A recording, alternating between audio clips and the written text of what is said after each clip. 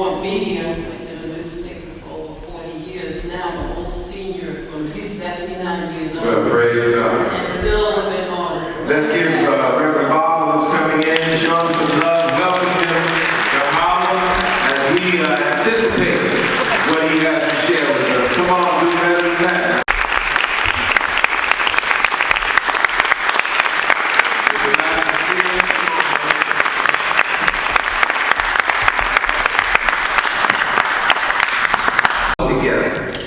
Especially around the needs of poor people, it's been William Barber. So I want him to express to you his mission, his aim, what's happening now, leading up to June, and how we can become involved. So once again, the Reverend Dr. William Barber. Say it again. Let me say how honored I am and seriously humbled to be able to come here, Pastor. You know, I love a man who's a man of his word. And you don't have to call him 16 times and beg. You just say, brother, this is what we're trying to do. That's what you have in Pastor Bucks, Dr. Bucks. And I thank God for him. I don't just say that, I really do thank God for his wisdom and allow me to lean on him. We're on a tour, a 12-city tour. We had one last night in New York, and then we had one in California, and then Philadelphia, and then Tennessee, Memphis. Because you know the last time there was an attempt to pull poor and over people together, the assassin's bullet stopped it. Yeah. And it didn't just kill Martin, it killed a lot of them movement, because there was a plan for more people to come together during that period of time. You know, there was some stuff that killed Malcolm, there was an attempt to come together. There was different conversation going on, even with power here. The issue of poverty and low wealth was pushed away, was like pushed off the political scene. And then when you got to Reaganomics, we created this neoliberalism and trickle-down economics and neoliberalism. Actually, it's interesting, Pope Francis called both of those things evil. The Pope says both of those economic systems keep us from dealing with the scandal of poverty. Mm-hmm. So much so, and I would ask you, when is the last time you've ever heard during a presidential campaign one candidate talk about poverty? Mm-hmm. You think about that for a minute. Mm-hmm. When is the last time you've heard one debate, political debate, on how we're going to address the issue of poverty and low wealth? You haven't. The first time poverty was brought up in a presidential campaign was in 2020,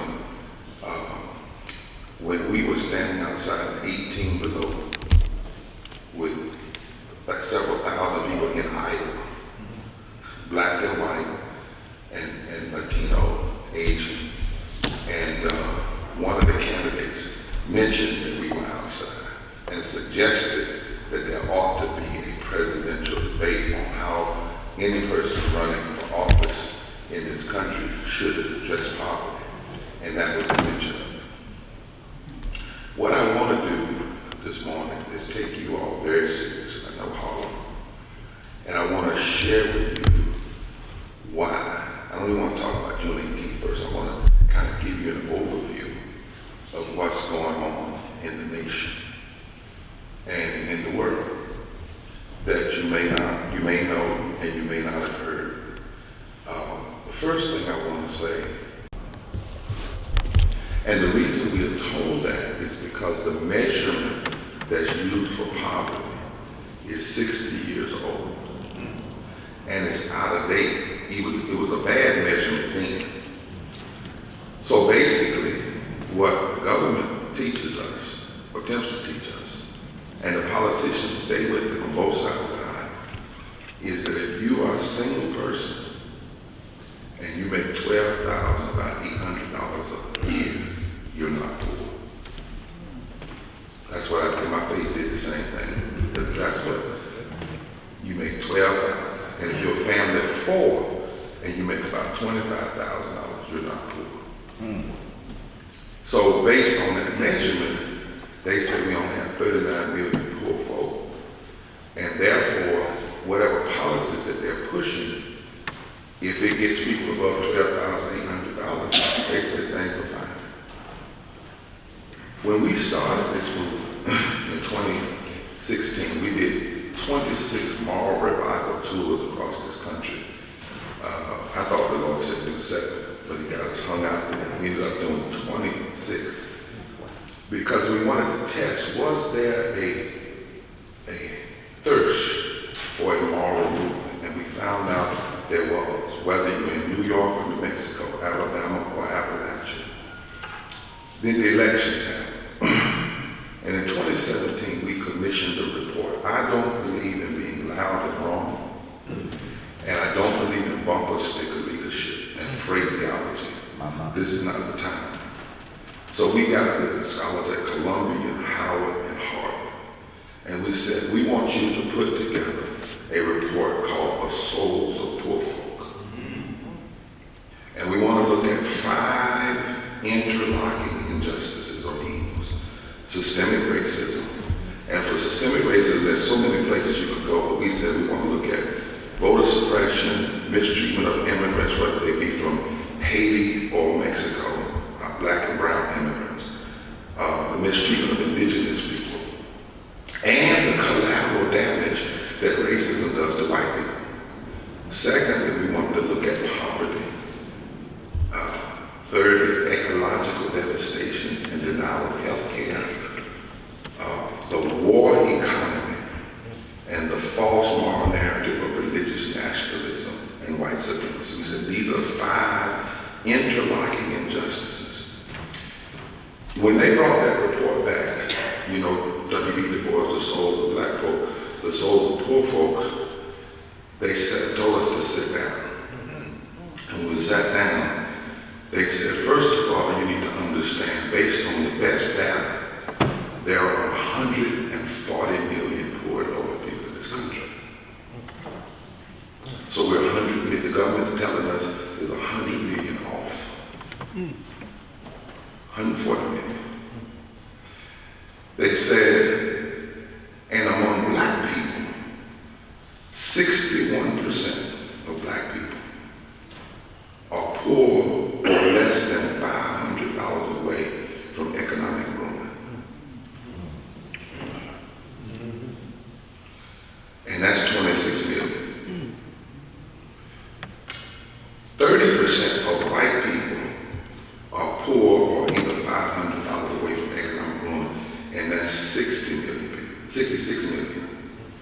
So in raw numbers, there are 40 million more white people who are poor and low wealth, but in percentage and impact, it's 40% higher with us, 30% higher, 68% of Latinos, 68% of natives, 87 million people in this country are uninsured or underinsured. 87 million before the pandemic. Before the pandemic. And before the pandemic, 700 people were dying a day from poverty. 250,000 people a year. Now, 7 people died from vaping, and they called a presidential cabinet meeting. Right. You remember? My man? And a congressional hearing because of vaping. But 700 people died a day, which meant that in our churches, pastors, a lot of us have buried people and declared that God called them home, when actually they were socially murdered. Wow. Now that's not my phrase, that's a phrase from a guy in the 1800s when he talked about what was going on in England. He came up with this term called social murder, political murder. Wow. And none of this has to be. Now, if we come down to New York, because we had the data done, what do you call it? Go back to my economics day, when you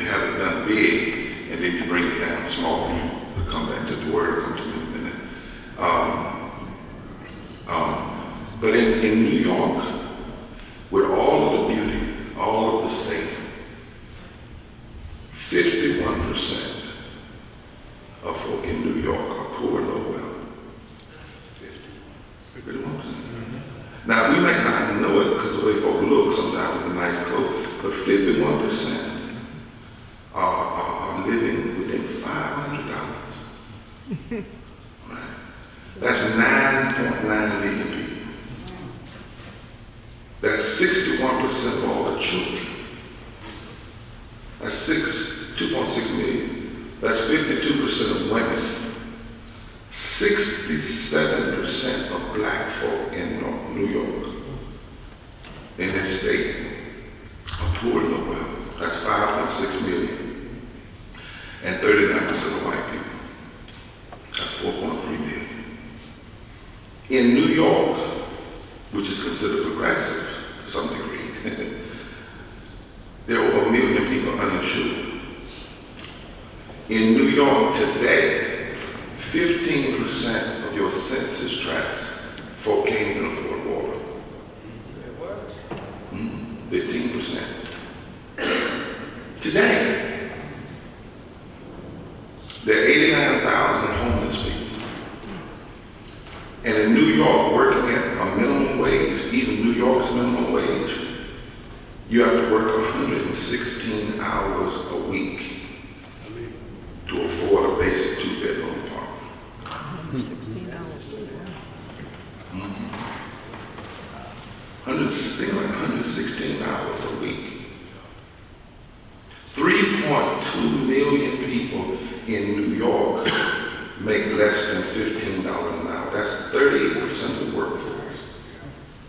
38% of the workforce make less than, and in America, 43% of Americans are poor and low wealth, 52% of our children today. And I said to somebody the other day, if you think January 6th was crazy, see, most of those folk were upper middle class white supremacists.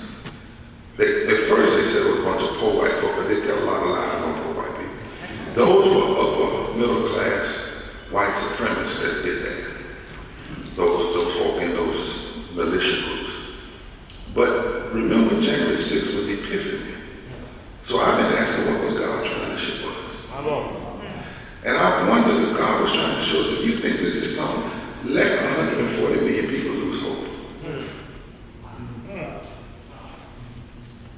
You know, this level, and none of this is God ordained or unchangeable. I'll talk about that in a minute. We just found out from a study in Colombia that 60% of the folk that died during this pandemic didn't have to die. I don't know. And then we just did a study. We worked with, some of y'all know Jeffrey Sachs, renowned economist, and he works for the UN, works for the Pope. We came together with his economists and Poor People's Campaign. And I was in Rome teaching, and I asked him, Doc, could we do a study to see how poverty and the pandemic lined up? And he said, I think we can. And he said, but we might not like what we find. I said, well, let's find it. And sure enough, the thing that we feared the most, we just released that report at the National Press Club this past Monday, and here's what it found. The pandemic did not discriminate, but our government did. Yes, sir. Yes, sir. Wow. And it discriminated first along the lines of poverty. Now watch this. It's a strange way they did it. Early on, they talked about race in the pandemic. But then the Surgeon General under Trump tried to suggest, well, black folk were dying because we had pre-morbidity. That's correct. Remember that news conference? He tried to suggest, so really that's kind of their fault. But the press conference you never heard is the connection between poverty and the pandemic. When we did the data, Howard, Jeffrey Sachs Group, a couple of other institutes, we found out that poor folk died at a rate of 2 to 5 times higher than the rest of society, and the lack of vaccination is not the driver. That you could measure who was more susceptible to die by every $100 increase of their income. The more money, the less death. Now we knew that was going to play out, but we didn't know that during the Delta variant, poor people died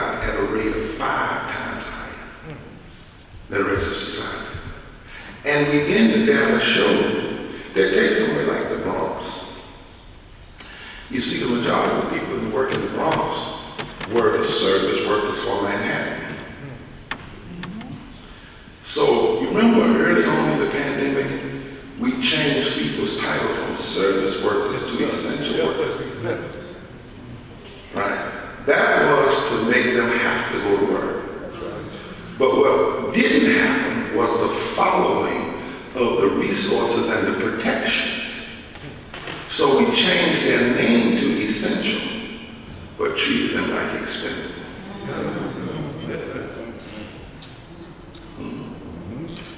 And so we now near 1 million deaths. And poor people were eaten alive by this pandemic. There was, the researcher says, we created an intentional blind spot toward the poor.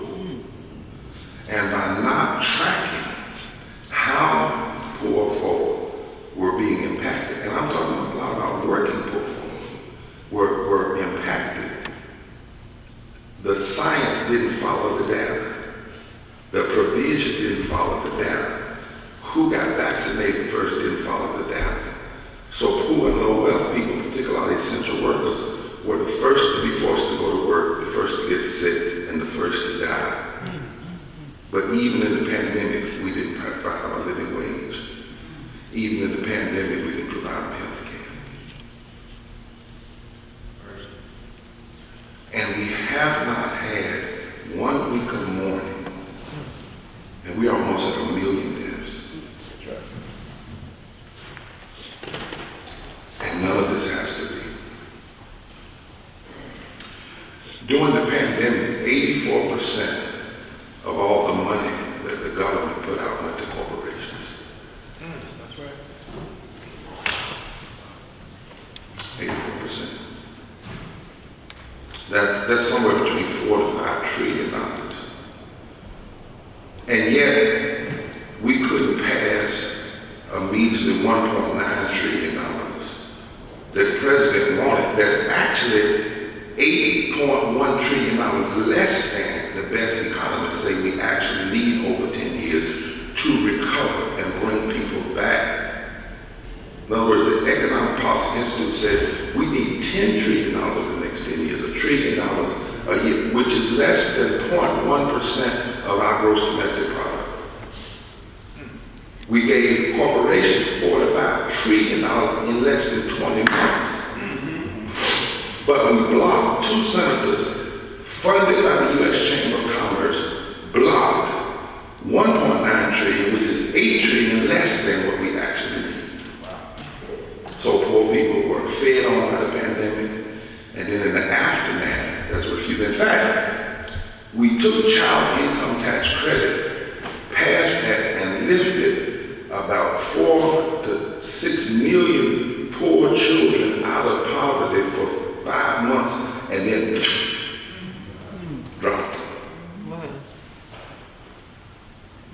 Dropped them. And during this pandemic, billionaires made $2 trillion. They had a 70% increase in their income, while 8 million more poor people fell into poverty.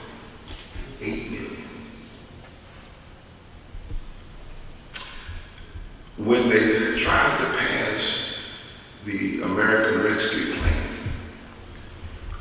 we had pushed hard to get a minimum wage increase of $15 as a starting point, because the minimum wage had been raised in 12 years.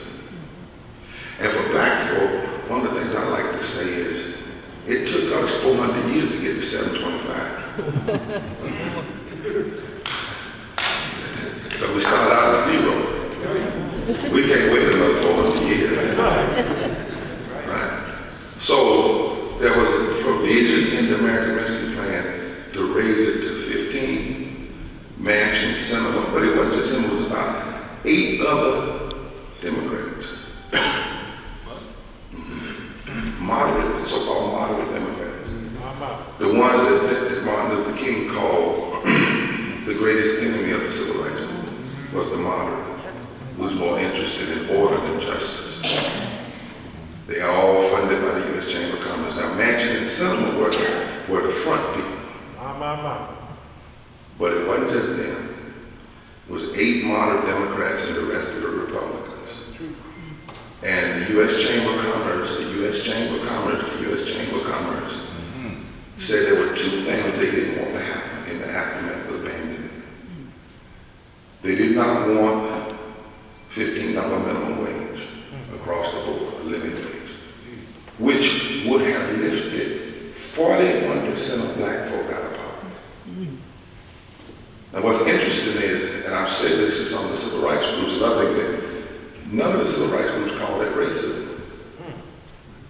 That vote, when Manchin and Sinema blocked $15 from being in, and blocked Kamala Harris from casting the deciding vote on that, that was a form of racism, because racism is about policy. And when policy creates disparate impact on black people, that's racism. It ain't got nothing to do with somebody calling you the N-word. They calling you the N-word with your policy. And basically what they said was, we're not even going to pass a bill that would lift 41. Think about that. One bill would have brought 41% of our folk out of poverty and low. We're not talking about begging the government for nothing. We're talking about just fundamental doing right. They blocked that, and it also blocked 31 million Americans, 31 million. One vote by 2 senators.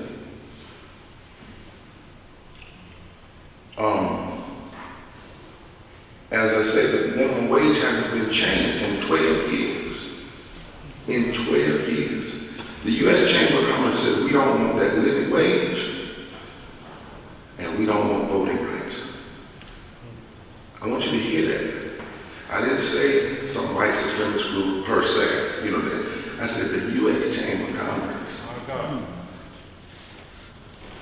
The same U.S. Chamber of Commerce whose roots trace back to doing the New Deal, that when they wanted to try to stop President Roosevelt, they hired a guy, according to Kevin Cruz's book, One Nation Under God, they hired a preacher out of California to buy 20,000 pulpits in America.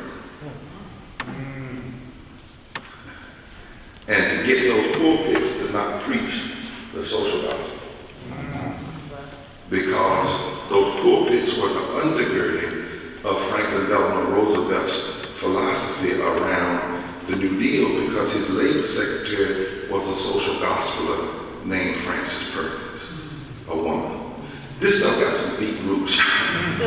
So that same lineage today said, we don't want living wages and we don't want voting rights, and anybody we're funding in that Senate, we're going to put pressure on them. Now, why didn't they want voting rights as well? Because in this era, voter suppression is not just a black issue. It is a black issue, don't get me wrong. But it's not just a black issue, and I'm gonna step in some deep water, I think I can swim. This iteration of voting rights suppression is not Jim Crow 2 either. The reason is because if you look at this voter suppression today, you got the same bill being passed in West Virginia where there ain't no black folk, being passed in Texas where the majority of the folk are brown and black.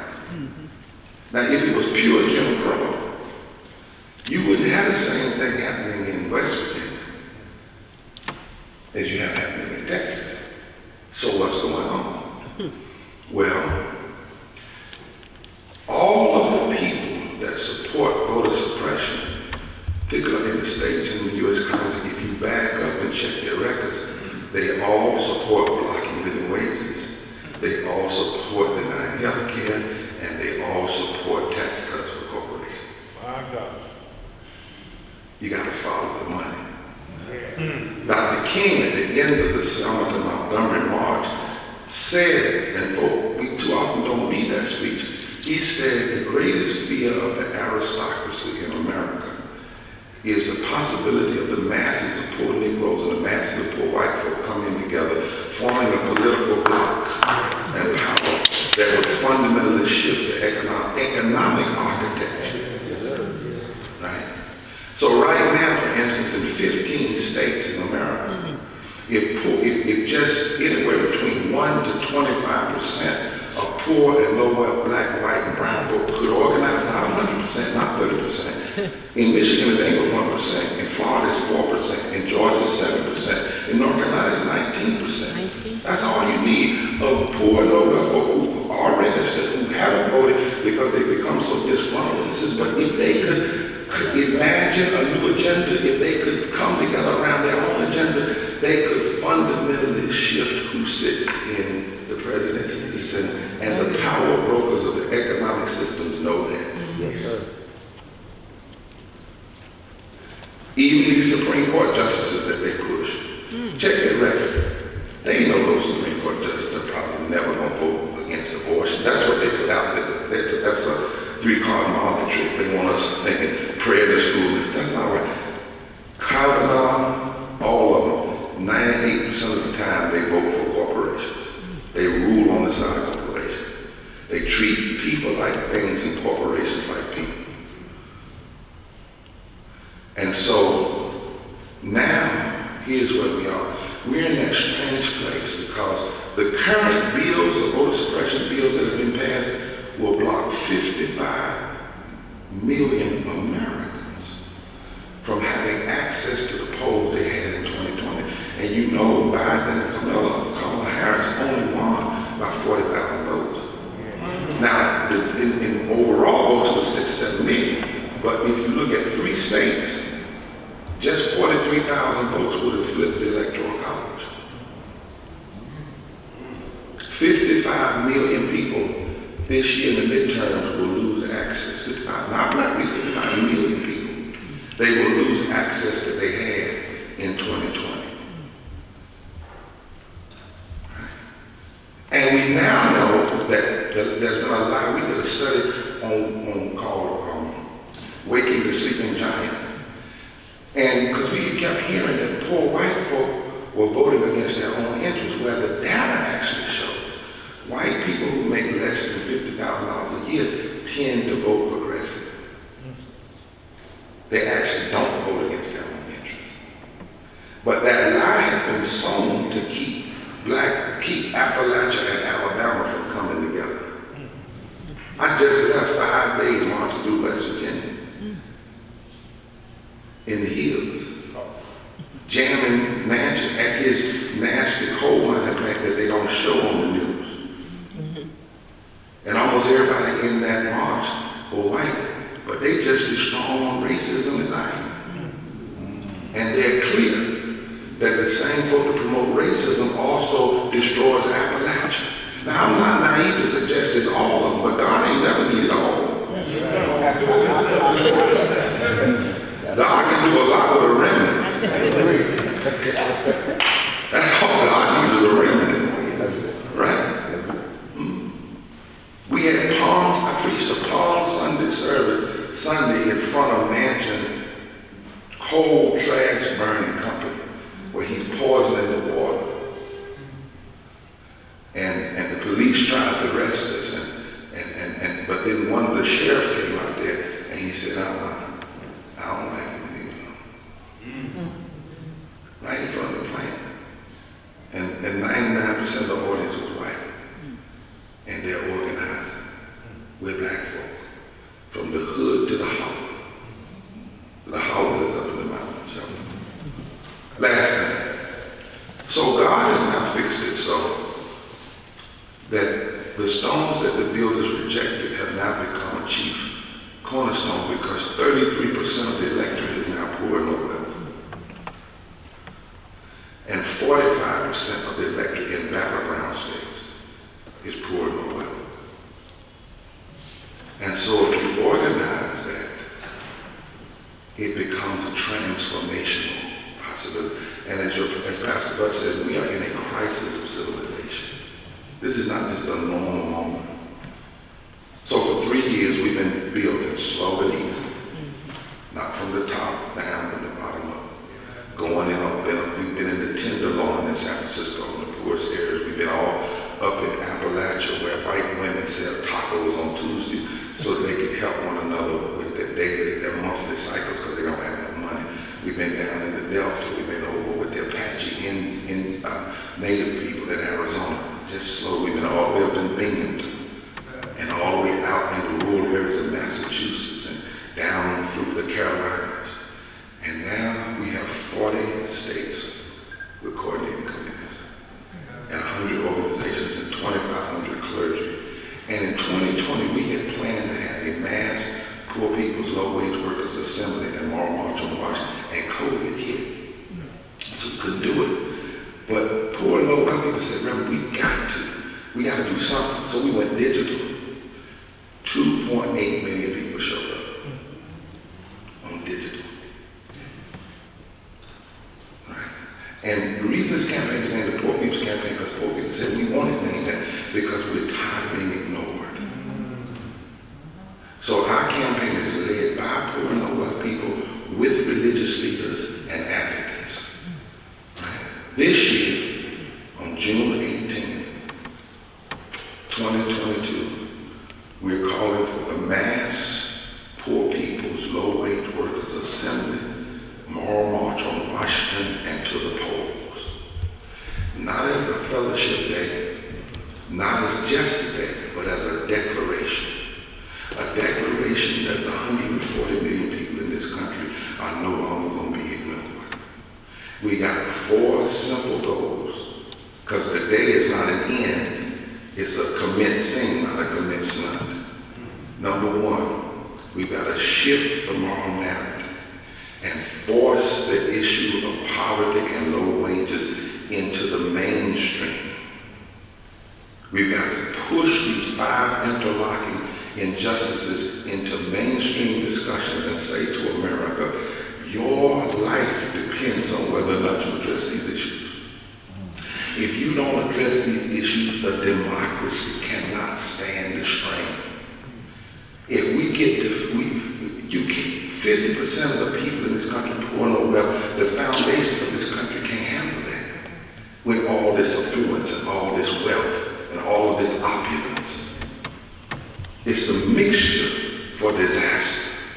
It creates the growing, the ground to grow autocrats and other kinds of leaders. It's what Hitler came about. It's what Putin came about. Right? Number 2, the goal is to put a face. So on that day, on that stage, it's not going to be me or somebody giving a grand speech on behalf of folk. We're building the stage for the people. You're going to hear from poor and low-wealth people of every race, creed, and color on that stage, telling their story, putting a face on it, and then demanding policy. Not begging, demanding policy shifts. Like, why is it that every congressperson that goes to Congress or the Senate, they get free health care, but then their constituencies don't get the same? It's a fundamental question. Why is it that the Senate and the Congress have no countries in the world that doesn't provide universal health care? We're the only one. How do we go and say to other places we're exceptional? How is it that we claim to go over everywhere else and fight for voting rights, and then we got suppression right here? What's going on when we spend 52 cents of every discretionary dollar today into the military industrial complex, the war economy, not the soldiers, but they say the war economy contractors? And if we cut our military budget in half today, we would still have more money than Iran, Iraq, North Korea, China, and Russia combined. One military contract to Lockheed Martin could fund every state that refused the Affordable Care Act. One. This is what the message is going to be, but it's not going to come from grand folks standing up for people. We're building this stage to give voice, to make America see herself, and to see unusual coalitions. Third thing, we are going to put before two Reconstructions. Both of them were shot, assassinated, and pushed out. First one in the 1800s, second one in the 1950s, 1960s. We need a third Reconstruction. Why do we use the language Reconstruction? Because Reconstruction is always about shifting policies. It's not just about having black or brown faces in high places. It's about changing policy that makes us move more closer to the promises of the Constitution, establishing justice, promoting the general welfare. We're going to take, you have to take every policy and put those principles on top of it. Say, how does this line up? And then the last thing we're going to do on that day is announce that from June through the midterms, we're going to build power. And we're going to make this country feel the power of poor and low-wealth voters. And we're going to strategically pick those states where poor and low-wealth voters, in 15 states, they can make a fundamental difference, because it's time for the policymakers to understand that poor and low-wealth people can remove them. So four simple things, right? But the stage is being built. So for instance, if Bishop was to come to the stage, we would have Bishop introduce one of his members. It's going to be a different kind of rally. If Reverend came, we would have him come and he'd say, I want to introduce Sally in my congregation who doesn't have health care but has worked so and so and so and so, and then let her speak. Y'all hear what I'm saying? See, because that's a different picture. That's a different. That's lifting up the greatest moral voices in the country are the people that fight against these systems every day and don't lose their minds. Yeah. You got to be moral to be poor in this country. You got to be moral to go to work every day for less than a living wage and watch the CEO make 400 times more than you make, but you making their money. It's a miracle. Folk ain't just cussing folk out and knocking folk out and everything. Now the last thing, we also are going to say though, because somebody's going to say, there's just these poor folk begging. No. The truth of the matter is, I was in the UN and the special rapporteur for poverty, because you know, the Oxfam report came out recently and said every 3 seconds somebody dies from poverty in the world. 21,000 people a day. And every 3 hours we make another billionaire. But I was in this report and he said to me, Master Buzz, he said, Bishop Barber, he said, I don't believe necessarily in God, I'm honest with you. He said, but what I do know is that when folk tell people that we have a scarcity of resources, that's a lie. The lie of scarcity has to be challenged. He says, and when they say we don't know what to do, he said, that's a lie. Because even in America, we know that if we took 2% of the American budget and put it in programs that work, not that actually work, we could end child poverty tomorrow. Just 2%. So we know what to do. He says, but we got one other area, and that is the lack of the moral consciousness to do it. And he said, Pastor Barber, I don't necessarily believe, I'm not a religious person, but I got sense enough to know if there is a God, what is a God-sized problem? And since y'all claim to know God, that's your job. Yes, sir. He said, I don't go to church, but I know something. If the church and the people of faith don't work to shift this moral narrative, Yes, sir. it's not going to happen. Now this man told me that as a non-believer in the UN. Right? So what we're saying is that when we look at our deepest religious values, our deepest constitutional values, this is in every era, every generation has an Edmund Pettus Bridge. All right. Every generation. Every generation has a confrontation with some form of slavery or oppression. Every generation has to have a moral movement. I'm not saying that's the only thing, but if you check everything that's ever moved this country forward, somewhere in the middle of that was a moral movement. You know, you can't understand the abolition movement without understanding the white evangelicals and the black church folk. I don't know how many of you know this, but white evangelicals, the real ones in doing slavery, when you gave your life to Christ, you had to also denounce slavery. At the same baptism. Yeah. Not all of them, but I'm saying there was a critical. So what we're saying lastly to America is what you are doing is constitutionally inconsistent, is morally indefensible, is politically insensitive, and is economically insane to keep going down this road, because child poverty and not fixing it cost us $1 trillion a year. Every dollar invested in child education saves $7.30.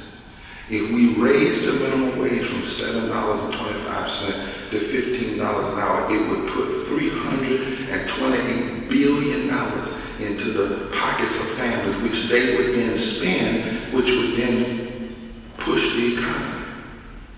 Unstable housing costs us $111 billion a year in affordable health problems and special education. Gender and racial wage gaps cost this country $2.6 trillion a year. Our immigration system as it exists costs $123 billion a year in lost contribution. Our current healthcare system costs us $1.6 trillion a year. Universal healthcare would save the economy $278 billion a year. Inaction on climate change is going to cost us $3.3 trillion every year. Our government spent $21 trillion on war and militarization of our communities since 2001. 2001. And when our government cut corporate taxes, we lost $1.3 trillion that could be used to build up the community. That's why we got to change. We're killing people. We're killing our moral standing.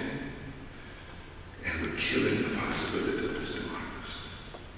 Now, where did we get this idea that we needed a mass meeting? Again, if you look through history, whether it was the mass meeting of abolitionists in 1852, right after the Dred Scott decision, when Frederick Douglass said, what they have done will only embolden our agitation. Whether it was the mass meeting at Seneca Falls, when the women came together, Sojourner Truth, Lucretia Mott, whether it was the mass meeting called the bonus marches in the 1920s that led to the New Deal, whether it was all of the mass meetings of the Civil Rights Movement, there's nowhere in history where we've had fundamental shifting of our moral narrative that led to change, not immediate, but led to it, sowed the seeds of it, where we did not have a mass meeting, but it's never been a one issue. It always had to be multiracial, it always had to be multi-issue, and it had to be deeply moral. Sometimes what we have today is just cute rallies. We don't need any more of those. But if you go in the Bible, every time God wanted to do something, God had a meeting. God didn't create a universe, a monoverse, he created a universe. When he got ready to create creation of man, he said, let us. When he couldn't find one person to stand up and say Israel, to stand in the gap, he found a valley of dry bones. Right? And the ones who had been destroyed by the economic systems, they were the ones, and when they were spoken to, they got up, and the Spirit came on them, and they became hope. Pentecost, a meeting. I was reading one day, Pastor Bus, in Amos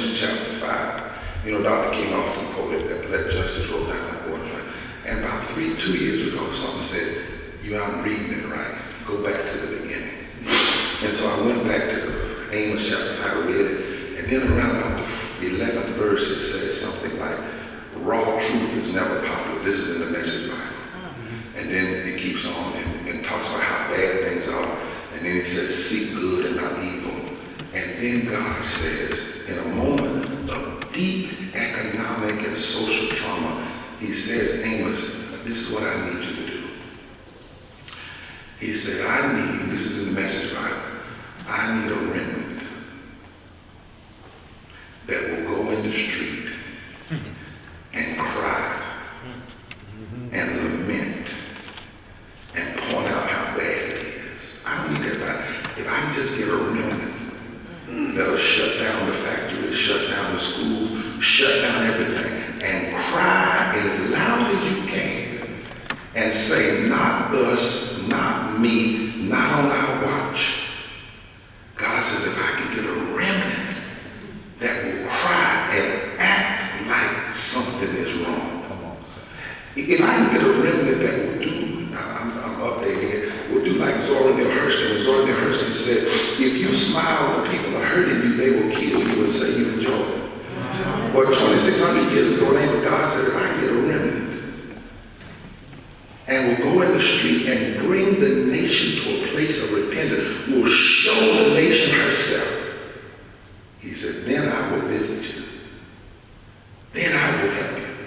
I ain't gonna help you till you cry and act like something's wrong. But if you cry and act as though something is wrong, then I will help you. Then justice will roll down like water and righteousness like a mighty stream. Because I despise all those other means.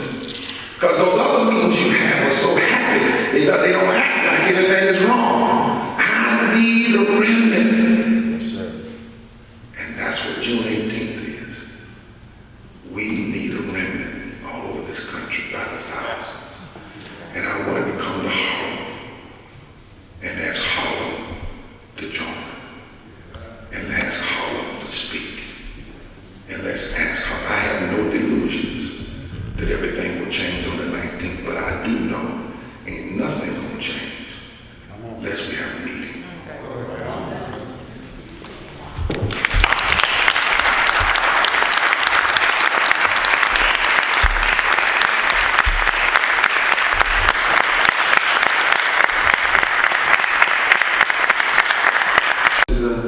This is a very powerful meeting. I'm going to stop and say I'm thankful, if I don't say it anymore today, for those of you who got the information and came today. I'm thankful to you. It means a great deal. And so now, questions. And if I clear my throat or jump up, there's mics that will run to you. That means you're talking too long. Any questions at all? Yeah, right here, Reverend Barber. Malcolm Berger, Mother Zion Church. Thank you so very much, Dr. Barber, for your words, for what you shared today. Mobilization efforts. This is very much a busing culture. New Yorkers are used to going to the nation's capital for one rally or another. What are the plans for getting persons from the New York area to D.C.? Thank you so much. We have a number of mobilizing partners. I think last night they announced about 25. All of them are using rally.com. Rally.com.